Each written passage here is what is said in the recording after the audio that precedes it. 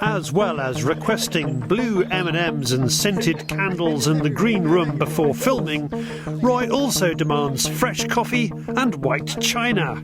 Let's hope it works as we're on his ground in Sussex to try and witness the wildlife spectacle that is the Fallow Rut.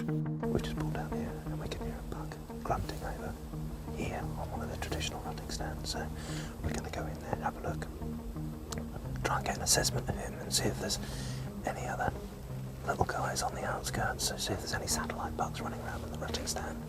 So we'll go in there, try and get a look, and we'll make our decisions. It should get quite exciting, hopefully. The problem we are going to have is being spotted by the animals that are moving in and around the action. We've got a frigate just moving and feeding in this valley, but I want to try and not spook him, get a bit closer and see if we can see the buck. We want to have a bit of a rattle and see if we can get him to show himself. Slow pace is essential. That also means a bit of crawling through the undergrowth. Roy wants to get to the line of trees before he starts rattling the antlers, mimicking two bucks having a tussle, which will then hopefully get the other males revved up and curious enough to come and have a go.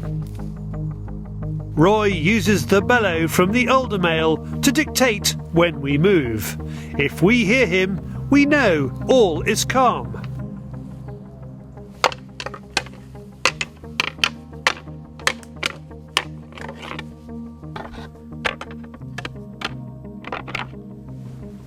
I've got a feeling this old boy's heard this tune before because he's not shifting off his stand.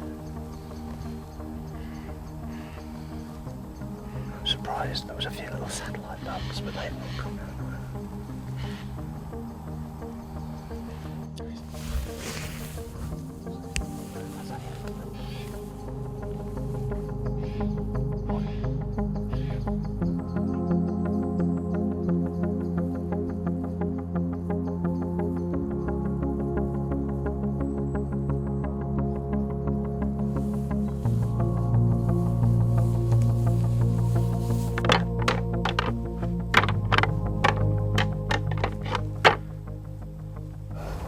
That younger buck there responded. And then we could have shot him, but obviously I would like to just try and get an assessment of exactly what other buck's here, and I want to see who the buck is that's holding the stand. Obviously we know there is another buck because he was still grunting when the younger one came out. The next stage is to get across the stream and up the bank towards the stand. It's still 200 metres away as the crow flies, or the buck dashes. Roy elegantly crosses the stream and we are off up the bank with the wind in our favour. To his delight, Roy discovers the buck holding court is his old pal.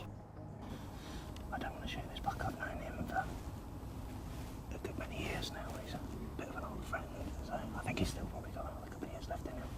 We'll see if we can take off one of the little satellite bucks or maybe a frigate, if we get the chance, but it is getting very dark. As the light gets lower, a buck feeds out towards us.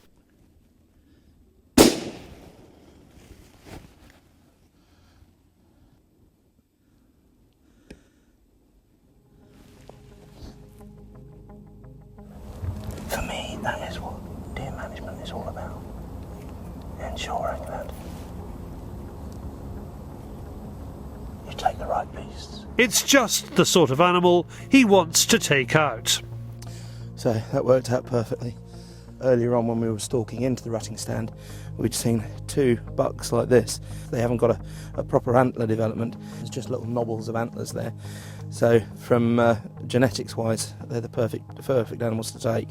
And he just came down and round. I was going to take him a little bit sooner, but he was right in the thicket and we couldn't make him out properly in the camera light. So we just had to wait for him to come out and show himself here. He can't have been any more than about 30 yards. And we've just dropped him here. So yeah, a lovely evening. Nice to see that the big old boy's here. And we'll have to try and come back and see if we can catch up with a couple of the other younger bucks. And we've still got another 2 rutting stands to go and have a look at and see if they're active as well. Now the fun begins. David's got to drag this out.